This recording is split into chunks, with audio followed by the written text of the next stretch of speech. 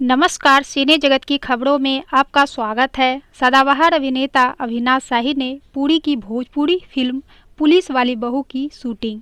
प्रीति enterprises के banner तले बनने जा रही भोजपुरी फिल्म पुलिस वाली बहू की शूटिंग सुपौल बिहार में किया जा रहा था।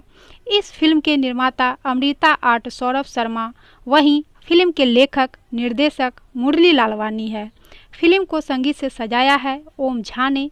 फिल्म में मारधाड़ सियोग का है।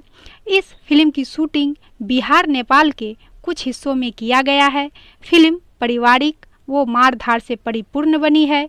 फिल्म के मुख्य कलाकार सदाबहार अभिनेता अविनाश शाही, भोजपुरी के महानायक कुणाल सिंह, सौरभ शर्मा, माही खान, प्रियांशु सिंह, सीपी भट्ट, राज कपूर शाही, इंद्रसेन यादव, अंकिता पांडे, सीमा सिंह, सरस्वती, ध्रुव कोयराला, जय यादव, साहब लालधारी वो अन्य कलाकार नजर आएंगे।